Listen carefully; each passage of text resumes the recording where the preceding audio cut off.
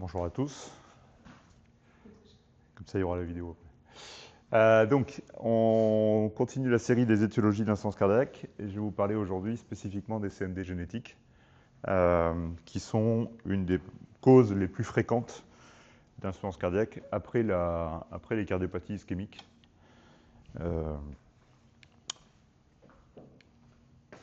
On avait déjà vu cette diapo, je vous avais dit que globalement, 40% à peu près, dans la littérature, on vous dit de 30 à 50%, des cardiopathies dilatées, des myocardiopathies dilatées, sont d'origine génétique ou avec un substrat génétique favorisant l'émergence de la cardiopathie. Le reste, c'est ce qu'on va voir après dans les prochaines semaines. La semaine prochaine, Lucas nous traitera une partie de ces cardiopathies génétiques, notamment qui vont porter sur toutes les mutations des gènes du desmosome, mais pas que. On parlera après de toutes les causes auto-immunes, auto-inflammatoires, etc. Et puis on déroulera la suite des étiologies après à distance. Donc prévalence des myocardiopathies dilatées, c'est à peu près 40% des cardiopathies dilatées qui sont d'origine génétique. Et quand vous vous adressez à des populations dans lesquelles il y a vraiment zéro histoire familiale, cette prévalence baisse et on est plutôt sur du 10 à 20%. Alors les protéines, les gènes qui vont être à l'origine de ces maladies vont coder tout un ensemble de protéines des différents éléments du sarcomère. À la fois du sarcomère et même globalement l'ensemble du cardiomyocyte. Donc les étiologies principales, les principales mutations qu'on va voir dans les cardiopathies dilatées, par ordre de fréquence, c'est tout ce qui va toucher le sarcomère, et notamment la titine, qui est cette énorme protéine qui va d'un bout à l'autre du sarcomère, qui est cette espèce de tenseur un peu ressort du sarcomère. Également la mutation MYH7, qui est la deuxième plus prévalente par ordre de fréquence. Vous avez ensuite des mutations qui vont toucher des protéines de l'enveloppe nucléaire, notamment les lamines AC, le gène LMNA, également possible l'hémérine, on en parlera. Vous avez des mutations qui vont toucher des protéines du cytosquelette, que ce soit la desmine, que ce soit la vinculine ou la filamine C. Des mutations qui vont toucher des éléments d'assemblage entre le cytosquelette et la membrane, et notamment la dystrophine, qui va être mutée dans la myopathie de Duchenne ou la myopathie de Becker. Vous avez toutes les mutations qui vont toucher les zones d'adhésion intercellulaire des cardiomyocytes, les desmosomes, avec toutes les mutations, que ce soit la desmoplaquine, la placophiline, la placoglobuline, la desmocholine, la desmogléine, etc. Lucas vous en parlera la semaine prochaine. Vous avez des mutations qui vont toucher des éléments soit d'attache de la chromatine dans le noyau, soit des facteurs de transcription qui vont modifier l'expression de certains gènes, des protéines chaperones comme BAC3 par exemple, ou la protéine transmembranaire 43. Vous pouvez avoir des mutations de certains canaux ioniques qui vont donner des cardiopathies dilatées. Et vous avez aussi tout ce qui va concerner les anomalies du réticulum sarcoplasmique, qui est cette réserve à calcium intracellulaire, et notamment la recapture du calcium, qui est drivée par le phospholamban ou le récepteur à l'arianodine. Et donc, vous pouvez avoir des mutations sur ces gènes qui vont être à l'origine de cardiopathies dilatées. Donc les phénotypes de cardiopathie vont être différents, évidemment, en fonction du type de mutation. Les conséquences ne sont pas les mêmes, l'expression va être différente. Vous avez des anomalies qui vont toucher les enfants en bas âge et des cardiopathies génétiques qui vont se développer à partir de 60 ans. Des vraies cardiopathies génétiques qui vont se développer à partir de 60 ans. Vous avez des mutations qui vont être à elles seules à l'origine de la maladie et capables de déclencher à elles seules la maladie, et d'autres qui vont servir probablement de cofacteurs pour être en partie à l'origine de la maladie. Juste François, là tu parlais des prévalences des mutations en général, ou que pour les CMD en Que parlant pour les de CMD. MYH7. Que pour les CMD. D'accord. Que pour les CMD, puisque dans les CMH, c'est pas la même chose, on en avait parlé un petit peu la dernière fois. La prévalence dans les CMH, c'est plutôt MYBPC3, la chaîne longue de la myosine, et MYH7. Enfin, la protéine MYBPC3, c'est la protéine C liée à la myosine. Donc les principales mutations, il faut bien comprendre qu'il y a un overlap avec des mutations qu'on va trouver dans d'autres formes de cardiopathie. Vous avez représenté ici toutes les anomalies du sarcomère qu'on retrouve dans les cardiopathies hypertrophiques sarcomériques, comme leur nom l'indique. Vous avez ici toutes les mutations du desmosome qu'on retrouve dans les cardiopathies eurythmogènes, qu'elles soient gauche ou droite. Vous avez des anomalies des canaux ioniques qu'on va retrouver par exemple dans le QT-long ou le Brugada. L'expression de certaines protéines chaperones ou de molécules qui vont modifier, enfin de facteurs de transcription BAC3 RBM20. Des mutations sur des protéines de l'enveloppe nucléaire, les lamines ou l'hémrine par exemple. Et donc vous avez ce spectre très très large. Donc il y a beaucoup d'atteintes qu'on va retrouver, de certains gènes qu'on va retrouver à la fois dans le phénotype de la myocardiopathie dilatée, mais aussi la cardiopathie hypertrophique. Vous pouvez avoir des mutations par exemple de la desmine qui vont vous donner à la fois des cardiopathies restrictives et des cardiopathies dilatées, des mutations du sarcomère qui peuvent vous donner des CMH ou des CMD. Donc tout ça est assez poreux, et il y a un recoupement entre les mutations qu'on retrouve et le phénotype de la cardiopathie. Et d'ailleurs, dans une même famille, vous pouvez avoir des gens qui vont avoir des phénotypes différents pour la même mutation. Probablement parce qu'il y a des phénomènes de régulation de l'expression génique, de modification de la transcription qui interviennent, et d'autres facteurs encore qu'on n'a pas compris.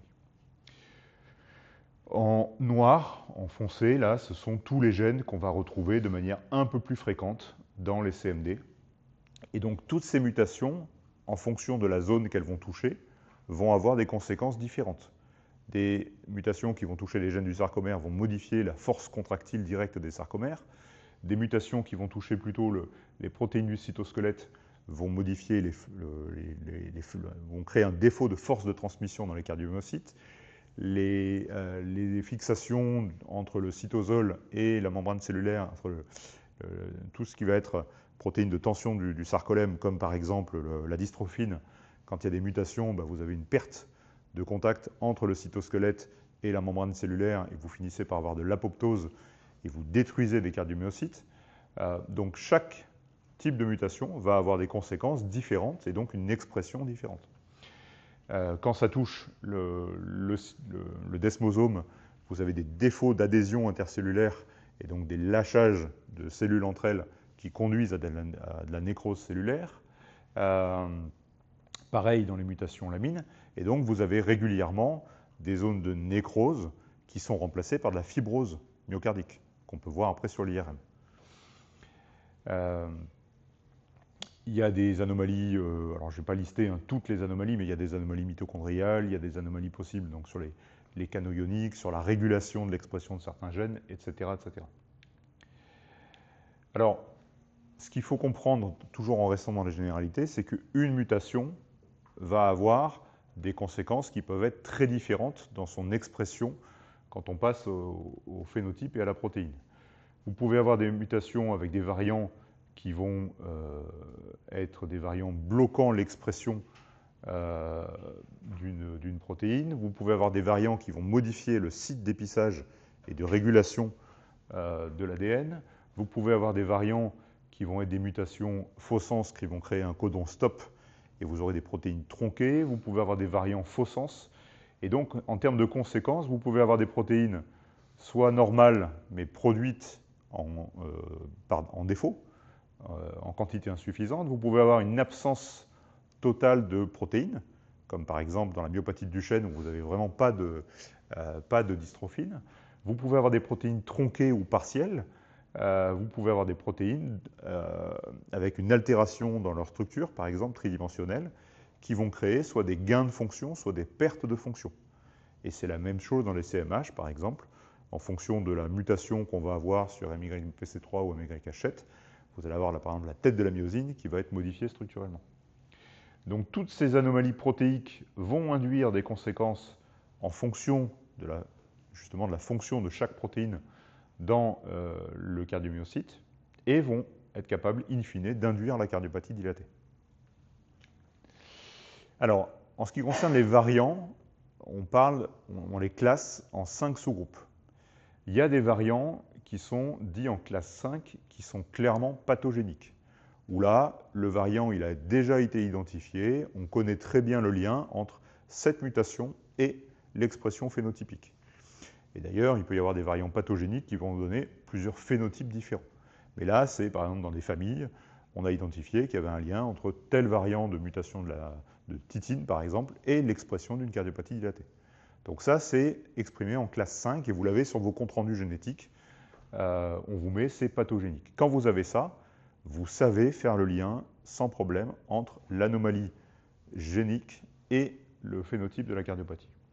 Les variants en classe 4 sont dits probablement pathogènes.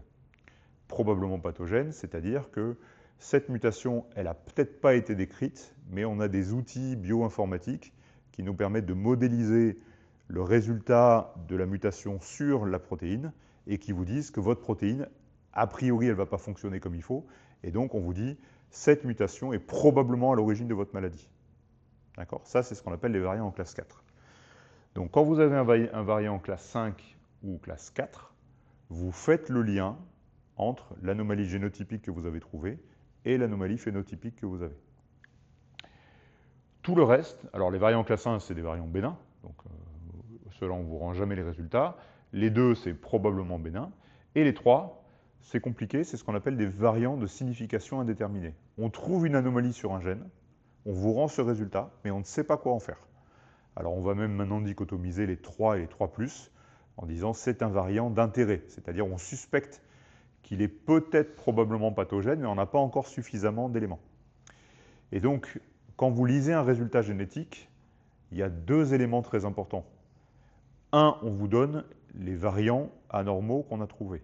Et 2, vous avez une explication, et ça c'est très important, une explication sur la signification de ce qui a été trouvé. Parce que ce n'est pas parce qu'on trouve un variant qu'il y aura forcément une conséquence.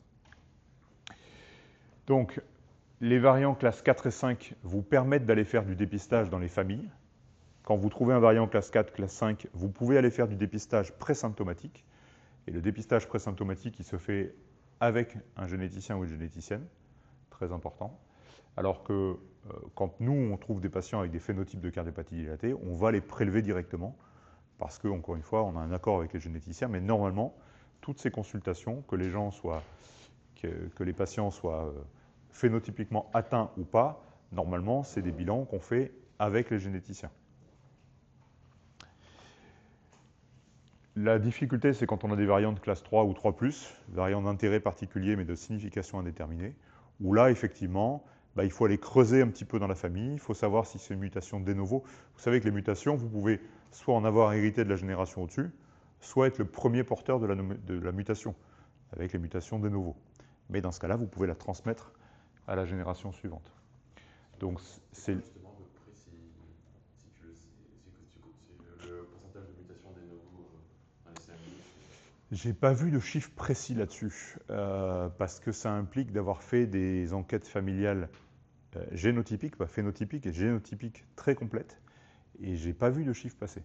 Proportion de mutation de novo et proportion de mutation héritée.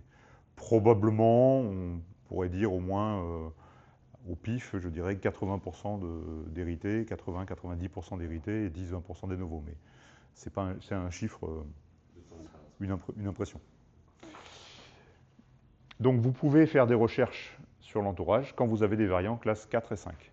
Quand vous trouvez des variants 3 ou 3+, vous ne pouvez pas encore, à partir de ce variant, aller proposer un dépistage génétique à la famille. Une diapo que je vous avais déjà montrée, mais sur la causalité des variants qui sont directement ou indirectement à l'origine de la maladie. Vous avez des mutations sur certains gènes qui vont avoir une forte pénétrance et dont on sait qu'il y a une forte pathogénicité, c'est-à-dire que la présence d'une mutation sur le gène d'élamine, sur le phospholamban, sur RBM20, sont connus pour donner à eux seuls la cardiopathie dilatée et ses conséquences, la fibrose myocardique, le risque rythmique, le risque de troubles de conduction, etc. Donc on parle de risque oligogénique. Une mutation suffit à donner la maladie. Et puis on a à l'autre bout du spectre des mutations qui vont être probablement des prédispositions au développement de la maladie.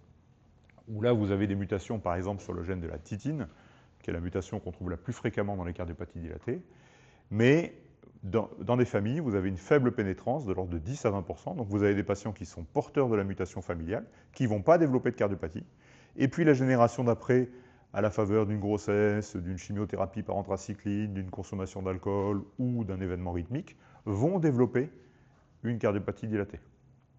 Donc, pénétrance incomplète, une expressivité qui va être très variable, et probablement Il faut voir l'anomalie génique comme un cofacteur à l'origine du développement de la maladie.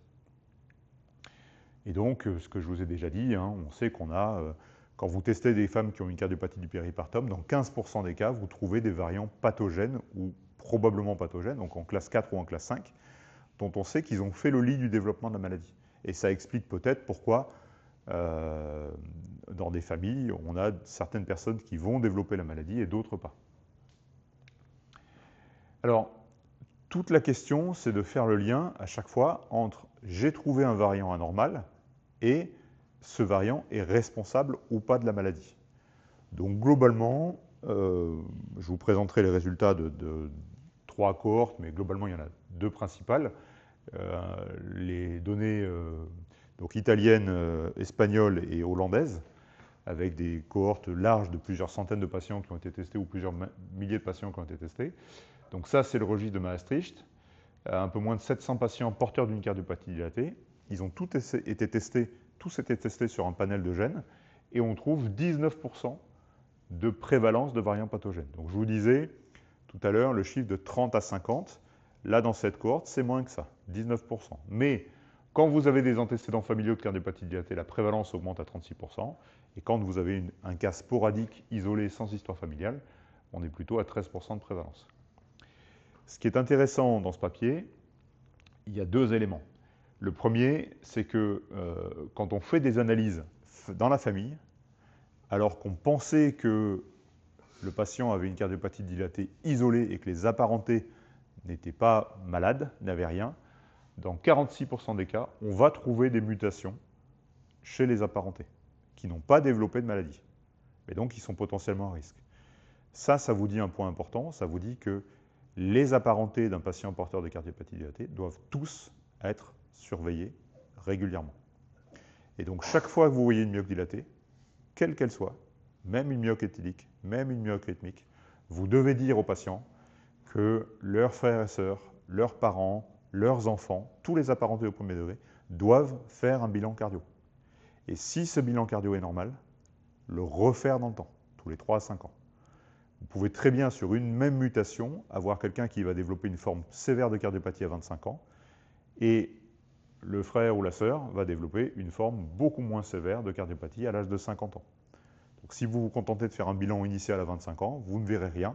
Ça ne veut pas dire qu'il ne va rien se passer après. Donc ces bilans, dans la famille, les bilans phénotypiques, électroéchographie, ils doivent être refaits régulièrement. L'autre chose qui est intéressante dans ce papier, c'est que quand ils ont testé en systématique leur cohorte, ils avaient dit ce patient-là, il a une cardiopathie dilatée d'origine toxique, post-chimiothérapie, d'origine éthylique, d'origine rythmique, etc., etc. Et quand on teste ces patients qui a priori avaient une cause autre de cardiopathie dilatée que génétique, dans 18% des cas, on trouve des variants pathogènes. Donc, ce qui vous rappelle ce que je vous disais, c'est-à-dire cette double origine de la maladie avec un facteur environnemental qui vient compléter un facteur génétique et favoriser le développement de la maladie. Ce qu'il faut regarder, vous pouvez regarder sur cette diapo, hein, en noir, c'est les variants classe 4 et 5 qui sont pathogènes ou probablement pathogènes, et en gris, c'est tous les variants de classe 3 de signification indéterminée qu'on retrouve. Et vous voyez que même sur le gène de la titine, qui est le plus fréquent en prévalence, on retrouve une proportion non négligeable de variants en classe 3 dont on ne sait pas quoi faire. Et ce résultat-là, il ne peut pas vous servir à aller faire du dépistage après dans la famille. On fait du dépistage phénotypique, mais pas de dépistage génétique. Alors le dépistage phénotypique, justement, pourquoi il est important ? Ça, c'est un travail, à chaque fois, toutes les études que je vous présente, c'est à chaque fois des travaux collaboratifs. Donc multicentriques, une vingtaine, une trentaine de centres experts qui font du dépistage génétique large, et c'est comme ça qu'on arrive à ces cohortes. Donc là, c'est 1300 sujets asymptomatiques qui sont des apparentés de patients mutés. Donc des patients mutés qu'on a identifiés avec une CMD, une mutation pathogène ou probablement pathogène, et on a pris leurs apparentés au premier degré. Et on a regardé en systématique un électrocardiogramme, une échographie, on regarde ce que ça donne. Ce qu'il faut retenir, c'est que ces patients-là n'ont aucun problème cardiaque connu. D'accord ? On est sur un cas où l'apparenté n'a rien, on lui fait un bilan cardiaque systématique. Dans 2% des cas, on trouve des cardiopathies dilatées qui n'étaient pas connues. Dans 8% des cas, on trouve une dilatation ventriculaire gauche. Dans un peu moins de 4% des cas, on trouve déjà une dysfonction systolique ventriculaire gauche. Un VG à 40-45%, la personne est asymptomatique. Donc dans 14% des cas, dans cette grosse cohorte, quand vous dépistez les apparentés, vous trouvez déjà des anomalies. Vous trouvez déjà des stigmates de cardiopathie, alors qu'ils ne se plaignent de rien. D'où l'importance d'aller dépister les apparentés. Donc si on regarde un peu, pour finir les généralités, les gènes, les principaux gènes qui sont responsables des cardiopathies dilatées dans les myocardiopathies dilatées, donc, on va avoir en premier les mutations sur le gène de la titine. 20 à 25% des mutations sont des mutations sur le gène DTN. Par ordre de fréquence, et vous voyez que cette mutation elle est beaucoup plus fréquente dans la population, dans des larges cohortes de population de gens sains sans cardiopathie, on trouve des mutations sur le gène de la titine, mais de l'ordre de 0,5 à 2-3% maximum. Donc vous voyez qu'on a une surreprésentation des patients mutés titine dans les cohortes de cardiopathie dilatée. Par ordre de fréquence, la deuxième, ça va être les mutations soit sur le gène d'élamine, soit sur la chaîne lourde de la myosine MYH7. Ça dépend des cohortes et des pays. On peut avoir d'autres mutations sur des gènes du sarcomère. Donc c'est beaucoup plus rare que dans les cardiopathies hypertrophiques sarcomériques. Hein. Vous voyez 2% de prévalence de mutation MYBPC3, alors que c'est la mutation la plus fréquente dans les CMH sarcomériques. Et vous voyez les prévalences, là on est sur 2%, 1%. Donc on en reparlera, hein, RBM20, BAG3, phospholamban, la dystrophine, etc., etc. Dans notre cohorte, ici sur Bordeaux, j'ai repris tous les chiffres là, ce mois-ci. Donc, sur plus de 500 patients cardiopathie dilatée qui ont été dépistés, on a 316 patients avec des mutations classe 4 ou 5. Et donc, ça fait une prévalence qui est fréquente, hein, de l'ordre de 54%. Mais encore une fois, il y a un biais de sélection. Parce qu'on a pris des patients qui avaient été greffés il y a 10 ans, 5 ans, sur des cardiopathies dilatées, on a fait de la génétique là-dessus. Et donc, on a retrouvé des prévalences qui étaient probablement plus importantes. Donc, il y a un biais de sélection, mais je vous disais, la prévalence, elle varie de 30 à 50%. Donc, vous voyez que ce n'est pas si rare que ça de trouver des anomalies génétiques comme substrat de la maladie. On a une trentaine de patients qui ont une double mutation. Par prévalence, la plus fréquente, c'est les mutations sur le gène de la titine, et on retrouve ce qu'on disait dans la littérature. Ensuite, on a toutes les mutations du sarcomère, que ce soit MYH7, MYBPC3, les troponines, etc. La tropomyosine, par exemple. Par ordre de fréquence, une des mutations chez nous les plus prévalentes, c'est la mutation sur le gène d'élamine, mais là aussi, il y a un effet centre qui gonfle cette prévalence, parce qu'en centre de greffe, on reçoit plus de patients avec des formes sévères de cardiopathie dilatée familiale, donc ça vous augmente la prévalence là-dessus. On a des prévalences importantes, par exemple, sur la filamine C, 6%, et puis des choses comme BAG3, par exemple, les mutations du phospholamban, 2%, etc. Donc une prévalence qui est quand même importante. En gros, quand on cherche, on trouve. C'est ça qu'il faut retenir comme message. Et chez qui vous devez impérativement chercher des anomalies génétiques quand vous avez une cardiopathie dilatée. Chez qui vous avez une plus forte probabilité de trouver quelque chose. Donc ça, c'est la série des Espagnols, qu'ils ont ensuite validé secondairement en Hollande et en Italie. Ils prennent leurs patients qui ont des mutations, ils regardent les caractéristiques à baseline, ils font du multivarié et ils regardent les facteurs qui sont le plus associés à la présence d'une mutation. Et à partir de là, ils vous font un score qui vous donne la probabilité d'avoir une mutation. Donc dans cette cohorte, le fait d'avoir une myopathie périphérique ou des CPK élevés est associé à un risque important d'avoir une mutation pathogène. Le fait d'avoir une histoire familiale de cardiopathie dilatée, évidemment. Le fait d'avoir des QRS peu voltés, notamment sur les dérivations périphériques, est un facteur de risque, est associé à un risque plus important d'avoir une mutation. Le fait de ne pas avoir d'autres causes de cardiopathie dilatée, c'est-à-dire en gros pas d'hypertension, vous augmente le risque d'avoir une mutation. Et là, dans cette série, l'absence de bloc gauche est associée à un plus important risque de cardiopathie dilatée. Et avec ça, donc, il vous donne des scores, peu importe, mais retenez ces paramètres-là. La myopathie périphérique, l'histoire familiale, les QRS peu voltés dans les périphes, l'absence de cause autre de cardiopathie sont des facteurs qui augmentent nettement la probabilité d'avoir une mutation. Si on prend les coordonnées, la cohorte de Maastricht, toujours, bah là, il y a des choses qu'on retrouve. L'AFA, un patient jeune qui fait de l'AFA avant 50-60 ans, vous avez une probabilité plus importante de trouver des mutations dessous, même quand il n'y a pas de dysfonction VG. Il y a plein de FA qui sont des mutations de titine, par exemple. La FA du type de 50 ans que vous voyez en ablation au troisième qui n'a pas de cardiopathie, alors c'est peut-être pas fait en systématique, mais il y a une probabilité non négligeable que ce patient soit porteur d'une mutation. Les patients qui font de l'arythmie ventriculaire, que ce soit de la TVNS ou de la TV soutenue, les troubles de conduction, le BAV, vous avez une prévalence très importante en cas de BAV de mutation, certains types de mutations. Et là, dans la cohorte hollandaise, ils retrouvent ici les blocs gauches. Alors que je venais de vous dire que chez les Espagnols, c'était plutôt l'absence de bloc gauche qui était associée à la présence d'une mutation.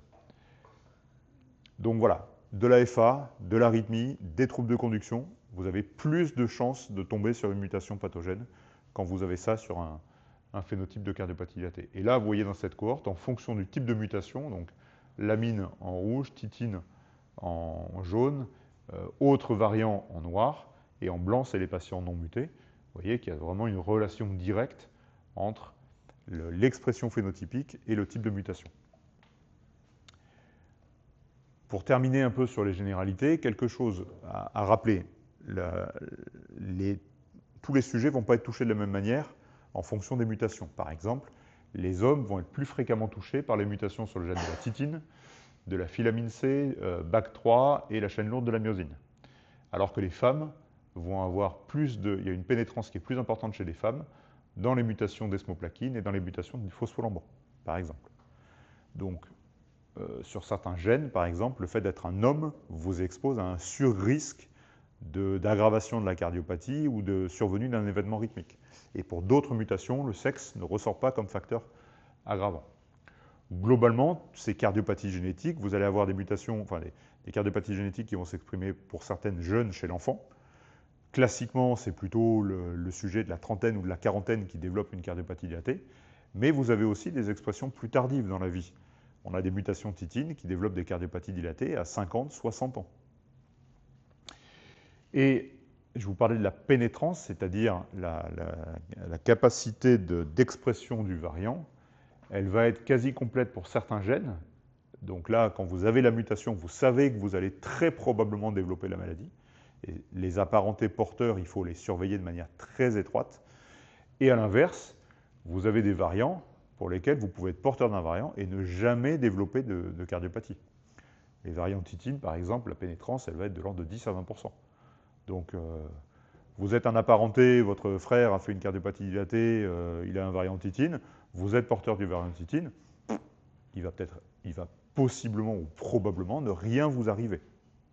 D'accord? Par contre, on va quand même continuer de vous surveiller. Oui. Comment tu gères les apparentés donc dépistés qui ont par exemple, je ne sais pas, entre 40 et 50% de VG strictement asymptomatiques, puisque la majorité des traitements de la Source est indiquée pour les patients symptomatiques, ça tu fais comment pour leur traitement? Alors, à ce jour, il n'y a pas de recommandation très claire et très formelle. Mais compte tenu de ce que je vais vous montrer après, moi je les traite. Mais je vais essayer de t'expliquer pourquoi. Mais c'est un avis qui n'est pas que personnel, qui est quand même assez partagé. Sur d'autres, on a des données sur d'autres maladies. Donc, je vous disais, même des cardiopathies dilatées qui arrivent tardivement, vers l'âge de 60 ans, peuvent être d'origine génétique. D'accord ? Il ne faut pas imaginer que les cardiopathies génétiques dilatées, c'est uniquement à 30 ans et pas à 60 ou 65. Là, vous avez des patients, une cohorte d'une centaine de patients, cardiopathie dilatée découverte après 60 ans. On les screen en systématique.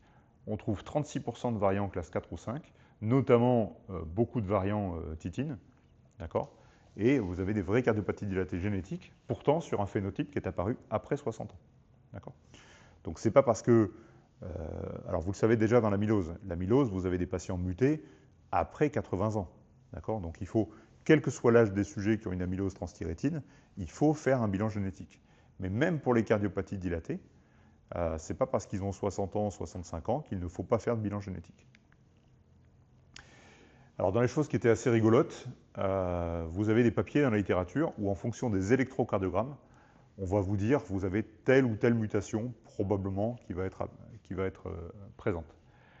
Donc dans les choses très importantes sur lesquelles que vous devez avoir en tête, les BAV. Un BAV, même un BAV1 ou un bloc bitrifasciculaire, est associé à un risque plus important d'avoir une mutation, et notamment des mutations sur les lamines, l'hémrine, la desmine. Voilà, c'est des patients qui vont fréquemment faire des troubles de conduction. Vous avez des patients qui vont avoir des QRS peu voltés, notamment sur les dérivations périphériques, avec des mutations de la filamine C, du phospholamban, de la desmoplaquine par exemple. Vous avez des patients qui vont avoir, dans le cas de la cardiopathie rythmogène, les ondes epsilon, on en parlera la semaine prochaine. Vous avez des troubles de la repolarisation qui vont être présents, qui ne sont pas forcément très spécifiques. Et donc vous avez ce genre de trucs. Alors par exemple, est-ce que vous avez une idée de la mutation de ce patient? Donc vous voyez un PR long, un BAV1, un bloc droit, un axe gauche, donc on est sur un bloc trifasciculaire, trouble de conduction associé à une cardiopathie dilatée, mutation LMNA. Ce qui est assez rigolo dans ce papier, moi j'ai trouvé très intéressant, c'est qu'on vous montre après ce genre de truc, où vous avez, pareil, un bloc droit, un PR très long. Donc là, vous vous dites, tiens, et là on vous explique, en fait, non, c'est une sarcoïdose. Donc vous voyez, la spécificité des anomalies électriques, elle n'est pas toujours majeure. Mais clairement, vous avez des électrocardiogrammes pathologiques qui vous font dire qu'il faut aller creuser un peu au-delà. Ce patient, avec un PR, un vrai BAV très long, un trouble de conduction interatriale, etc., bah lui, c'était une cardiopathie aux anthracyclines. Donc vous voyez, ce n'est pas ultra spécifique non plus. Là, le microvoltage dont je vous parlais dans les dérivations périphériques, hein, ça c'est quand même assez frappant, on est sur une mutation filamine. Mais un patient qui a l'air assez peu volté, pareil, bah lui, dans ce papier, il est étiqueté post-myocardite. Donc vous voyez, la spécificité, elle n'est pas ultra claire. Vous avez une idée de la mutation de ce patient, qui est bigéminé avec des extra larges? SN5A, mutation d'un canal ionique. Et puis, dans le même papier, vous avez cet électro-là. Mais là, on vous montre des électrodes, des ESV qui viennent plutôt du Purkinje et qui vous disent que c'est plutôt une cardiopathie rythmique sans mutation sous-jacente. Donc, vous voyez la spécificité. Mais enfin, globalement, retenez qu'il y a des choses à l'électro. Donc, BAV, FA, arythmie ventriculaire soutenue, non soutenue et microvoltage périphérique. Ça, ce sont des éléments qui doivent vous faire dire, tiens, il y a peut-être quelque chose. L'IRM peut être également un élément d'orientation en fonction du pattern de rehaussement, que ce soit des zones de rehaussement isolées ou des zones du rehaussement multifocal, du rehaussement en bande très large ou du rehaussement en anneau. Vous voyez, là, il y a plein de types de mutations et vous avez des phénotypes, des expressions de phénotypes qui sont différentes. Bon, souvent, les radiologues, dans leur compte-rendu, ils vous disent « Tiens, ce rehaussement, il pourrait évoquer une cardiopathie génétique. » D'accord ? De là à vous donner la mutation en fonction du rehaussement, il faut se méfier un peu, hein, ce n'est pas forcément très spécifique. Donc, toutes ces cardiopathies génétiques, avec des mutations, elles sont associées à un pronostic qui est plus mauvais que quand il n'y a pas de mutation. Donc, cette cohorte espagnole, 1000 patients, 37% de prévalence. Vous voyez que le fait d'être muté en rouge vous expose à un risque d'événement cardiaque majeur plus important que quand vous n'avez pas de mutation. Pareil pour les événements rythmiques ventriculaires, et c'est la même chose pour la probabilité de remodelage inverse, d'amélioration de la fraction d'éjection et de réduction des volumes sous traitement. Quand vous êtes muté, vous avez moins de chances de remodelage inverse que quand vous n'êtes pas muté. Donc avoir une cardiopathie génétique est plus grave que d'avoir une cardiopathie dilatée, identique, hein, ajustée sur les mêmes paramètres, sans variants pathogènes. Et après, toutes les mutations n'ont pas le même risque. Il y a des mutations qui ont un risque évolutif assez faible, que ce soit un risque rythmique ou un risque d'évolution vers une dégradation de la fonction ventriculaire gauche. Les mutations titine, par exemple, dans leur grande majorité, sont des mutations à plutôt bon pronostic. A l'inverse, les mutations sur gènes de l'enveloppe nucléaire, ici en violet, lamine et mrine, sont associées à un risque d'événement cardiaque majeur très important.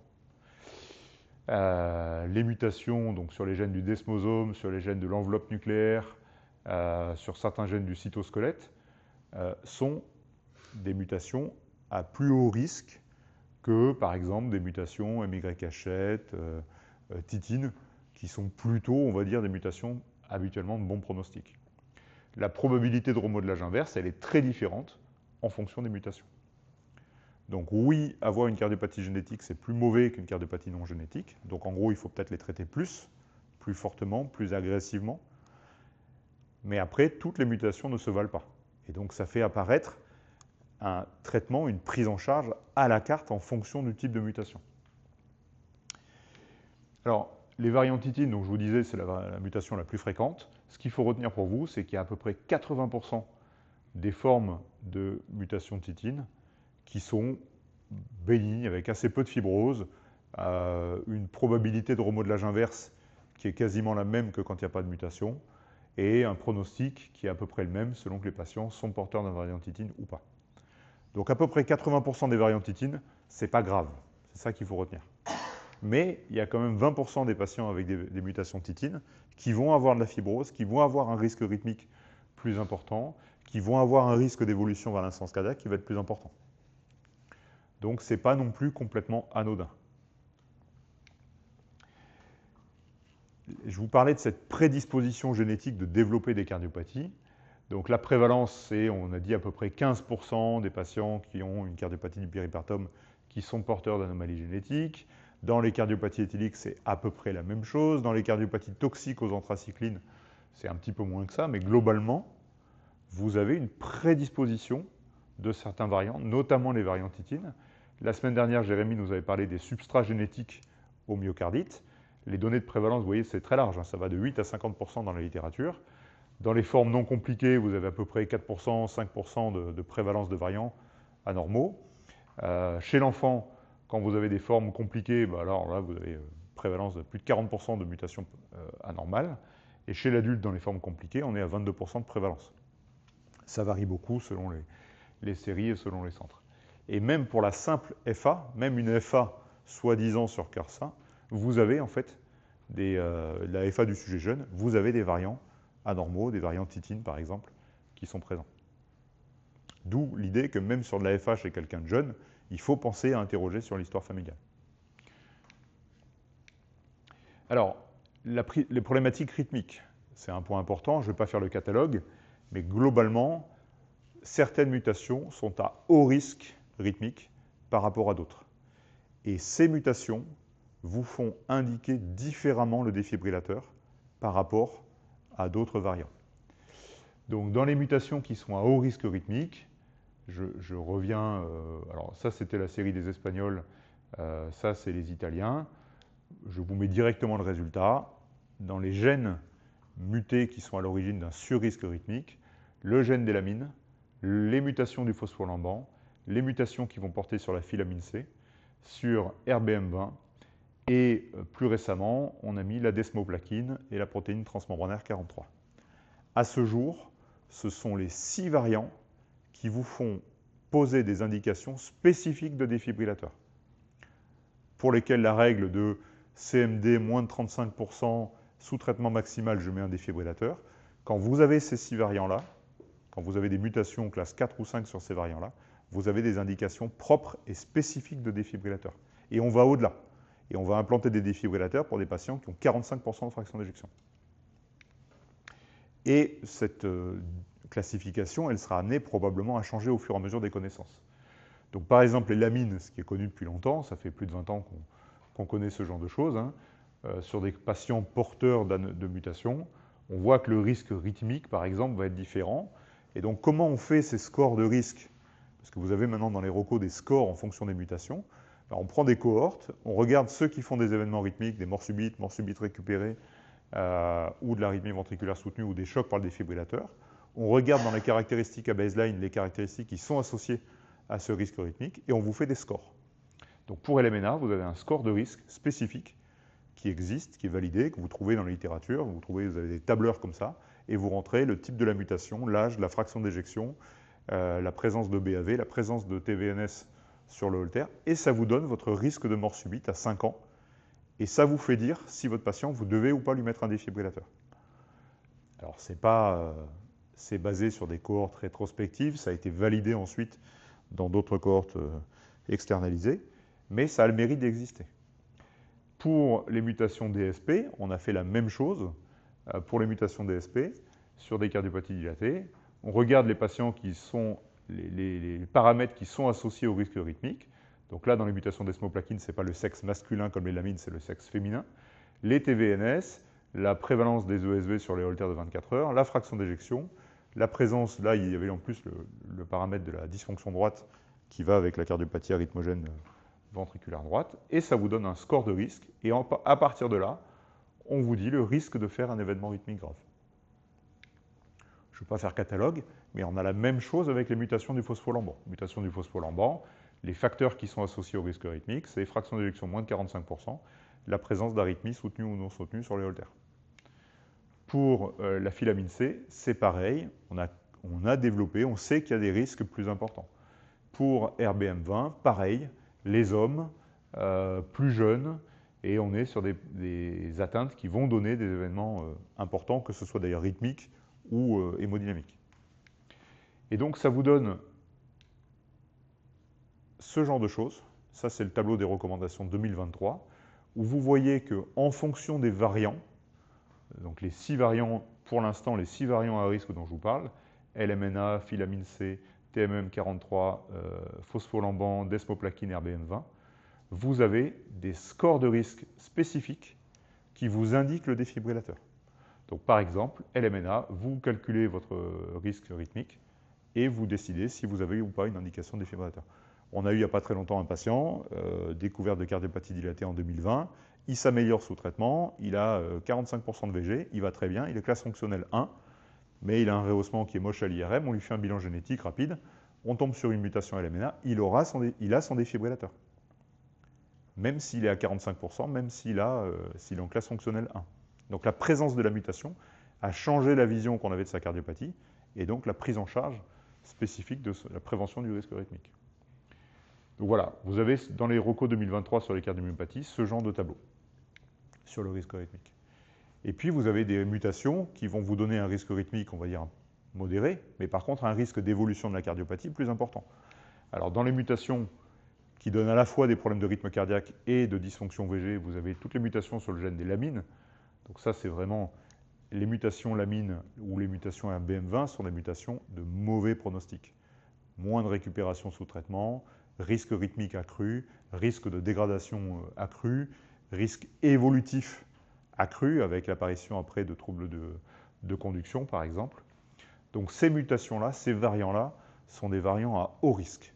Donc pour répondre à ta question Jérémy tout à l'heure, est-ce qu'il faut traiter plus agressivement ces patients? Pour moi, oui. Oui. 50% de VG, un variant lamine, une histoire familiale inquiétante, ce patient-là, on va le traiter ceinture, bretelle, la totale. Les traitements ne sont pas forcément validés pour ce genre de patient, classe 1, 50% de VG. Est-ce que je les traite? Oui. Dans la myopathie de Duchenne, par exemple, on a montré que traiter les patients avec des IEC prévenait l'apparition de la fibrose et réduisait ou retardait l'apparition de la cardiopathie dilatée. Donc on a des données consolidées dans cette forme très particulière qui est la myopathie de Duchenne. On n'a pas forcément de données consolidées pour ces autres variants, mais ça ne me paraît pas illogique. Ces patients-là sont à très haut risque. Donc les surtraiter précocement ne me paraît pas inadapté ou illogique. Par contre, pour une mutation de tétine, peut-être que tu ne vas pas le faire aussi. Non. Non. Et après, on regarde l'histoire familiale. Parce qu'encore une fois, 20% des variants de tétine peuvent donner des formes plus embêtantes. Et on va regarder d'autres paramètres. La fibrose en IRM est un élément pronostic majeur.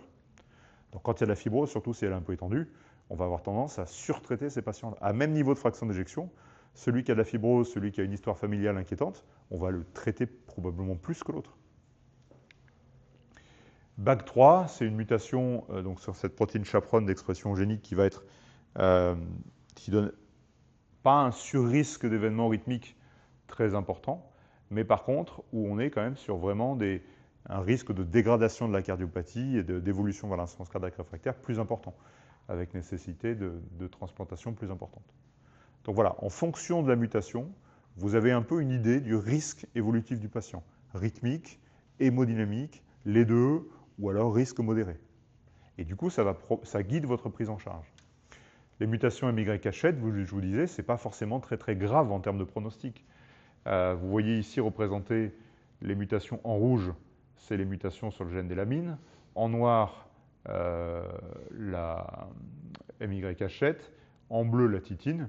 Vous voyez que ce soit sur le risque d'arythmie ventriculaire ou sur le risque de dégradation de la fonction VG, d'évolution vers l'insuffisance cardiaque terminale, bah, globalement, MYH7 et titine, ça fait à peu près pareil. Donc ça, c'est des variants qui sont pour nous moins inquiétants que d'autres qui sont pour le coup des choses beaucoup plus préoccupantes.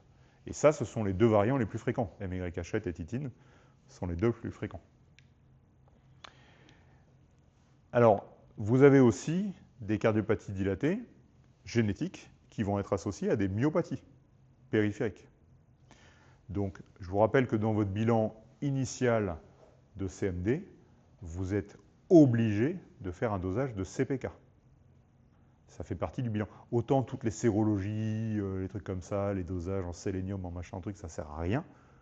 Autant les CPK, ça fait partie du bilan étiologique et c'est absolument indispensable. Et quand vous avez une cardiopathie dilatée avec un taux de CPK élevé, il faut aller traquer la myopathie périphérique. Il faut adresser le patient à un neurologue spécialisé, parce que vous savez que vous n'allez pas être très bon, vous, sur le testing musculaire, et on va faire des biopsies musculaires périphériques qui vont, et des analyses génétiques spécifiques, qui vont vous donner la réponse de l'origine de la cardiopathie. Alors, je vais vous parler un peu de ces myopathies, associées aux myocardiopathie, et qui vont donner des phénotypes d'expression cardiaque assez différents. Ça peut être des cardiopathies dilatées, dans le cas par exemple de mutations sur la dystrophine, avec la myopathie de Duchenne ou la myopathie de Becker. Vous avez les mutations qui vont donner l'Emery-Dreyfus, mutation sur l'Emerin ou sur LMNA. Vous avez des mutations qui vont donner myopathie des ceintures. Là encore, il y a plusieurs gènes qui peuvent donner ce genre de choses. Et vous avez après des choses qui vont toujours donner des phénotypes de cardiopathie hypertrophique, de cardiopathie restrictive, comme par exemple certaines desminopathies, etc. Et donc, ce qui est vraiment très très fréquent, c'est l'élévation des CPK pour ces patients-là. Donc, le dosage des CPK, vous y pensez pour toute cardiopathie dilatée. Évidemment, au moment où ils sont en choc cardiogénique, en défaillance multiviscérale, aux soins intensifs, c'est peut-être pas le bon moment pour doser ça, mais vous devez avoir un ou plusieurs dosages de CPK dans l'histoire de ces patients. Par exemple, la dystrophine, donc qui est cette protéine. La valeur pour les CPK, parce qu'il y a une limite, si c'est un peu au-dessus de la norme. Ouais. Il faut savoir répéter les dosages pour savoir si c'est vraiment significatif ou pas. Il ne faut pas hésiter à répéter les dosages. Et après, nous, quand on a un taux de CPK élevé, on l'adresse au neurologue. On a des équipes spécialisées de neuromyologues qui savent très bien faire ça. Et donc après, ils vont aller prélever du muscle et c'est eux qui t'apportent la réponse de la cardiopathie ou de la mutation causale. Sachant que ces gènes-là sont maintenant inclus dans les panels de cardiopathie dilatée tout venant. Donc la dystrophine est une mutation qui est liée à l'X, donc qui va toucher essentiellement les hommes, mais il peut y avoir des femmes atteintes de forme minima. Vous avez deux expressions. Vous avez la myopathie de Duchenne, où là, vous n'avez pas du tout de dystrophine. Et puis la myopathie de Becker, la dystrophie musculaire de Becker, où là, vous avez de la dystrophine, mais qui est exprimée en quantité insuffisante ou mal exprimée. La dystrophine, donc, c'est cette protéine d'attache entre le cytosquelette et la membrane cellulaire et la matrice extracellulaire. Et donc, quand vous n'avez pas de dystrophine, en fait, vous n'avez pas d'attache des éléments internes de la cellule avec l'extérieur. Et du coup, ça va induire des lésions cellulaires, de la nécrose cellulaire. Les cardiomyocytes sont remplacés par de la fibrose et la cardiopathie se développe parce que vous perdez des cardiomyocytes et que vous avez développé de la fibrose. Donc ça, c'est la myopathie de Duchenne. Ça touche les garçons. Vous faites des diagnostics vers l'âge de, en général, 3, 5, 7, 8 ans. Et puis à 20 ans, ils sont en fauteuil. Et puis, alors, avec les progrès de la ventilation, de la correction des déformations rachidiennes, parce que c'est des patients qui avaient des scolioses importantes, ils vivent un peu plus tard. Et maintenant, au lieu de mourir de défaillance respiratoire à 20 ans ou 25 ans, ils vont plutôt mourir d'insuffisance cardiaque à 30 ans. C'est les personnes en fauteuil que vous voyez au Téléthon. Au premier rang du Téléthon, par exemple, c'est typiquement les patients qui ont un Duchenne, ça. Les patients qui ont cette myopathie de Duchenne. C'est quand même 1 pour 5000 naissances. Hein. C'est pas si rare que ça. Le Becker, c'est l'expression moins forte, mais c'est la même chose que le Duchenne, avec donc une atteinte à la fois cardiaque, respiratoire, tous les muscles notamment squelettiques, vont être présents, etc. La dystrophie des ceintures, donc il y a plusieurs gènes qui peuvent donner cette atteinte. Ça va être une atteinte donc qui va toucher principalement les zones proximales des membres, et avec à la fois un mélange d'atteinte cardiaque, d'atteinte respiratoire, etc. Ça recoupe un petit peu la présentation phénotypique qu'on peut voir sur les Becker, par exemple. Et il y a en plus des troubles du rythme et des troubles de conduction, en fonction des gènes qui sont atteints. L'Emery-Dreyfus, c'est une forme de myopathie qui va présenter des contractures musculaires, une myopathie donc avec une atrophie musculaire et une faiblesse musculaire progressive, et la particularité de l'Emery-Dreyfus, c'est les troubles conductifs. Et là, vous avez deux types. Le type 1, qui est associé plutôt à des mutations du gène de l'hémorine, et le type 2, à une mutation qui porte sur le gène des lamines. Et en fonction du type de mutation, du type de variant, vous avez un risque rythmique qui est différent. Donc BAV, encore une fois, BAV et cardiopathie dilatée, si ce n'est pas un Lyme, vous êtes vraiment sur un fort risque de mutation. Et vous avez certains gènes particuliers qui peuvent être associés à ça. Les mutations MRIN, par exemple, on sait maintenant, sont associées à un risque significatif. Et donc peut-être que dans la prochaine nomenclature, les mutations OMD basculeront dans les formes de variants qui imposent un défibrillateur au-delà des règles habituelles de 35%. Et puis vous avez d'autres trucs, je ne vais pas faire tout le catalogue, mais vous avez par exemple les myopathies myofibrillaires, donc là vous avez du muscle normal, et là vous avez du muscle complètement déstructuré. C'est une mutation sur la desmine, ça c'est une desminopathie, avec de l'accumulation d'agrégats protéiques qui se sont déposés dans les cellules, qui induisent une déstructuration complète de l'architecture des myocytes périphériques, ça c'est la biopsie musculaire périphérique, et ça peut vous donner des phénotypes à la fois de cardiopathie dilatée, de cardiopathie restrictive ou pseudo-restrictive, et là encore il y a plusieurs types de mutations qui sont présents. Donc, ce qu'il faut retenir globalement, c'est que les cardiopathies dilatées, les myocardiopathie dilatées sont un ensemble très hétérogène de cardiopathies. Là-dedans, vous avez des prévalences de variants pathogènes ou probablement pathogènes de l'ordre de 30 à 50%. Quand vous avez une histoire familiale de cardiopathie dilatée, des troubles de conduction, un microvoltage à l'électro, de l'arythmie jeune, vous avez une prévalence beaucoup plus importante et un risque beaucoup plus important d'avoir des variants particuliers. Ces variants, ils n'ont pas tous le même risque, que ce soit rythmique ou hémodynamique entre eux. Et donc vous devez, chaque fois que vous découvrez une cardiopathie dilatée, vous faites un dosage de CPK, il ne faut pas hésiter à les refaire dans le temps. Vous interrogez les patients sur au moins 2 générations. D'accord ? C'est pas juste, est-ce qu'il y a des gens qui sont malades du cœur dans la famille ?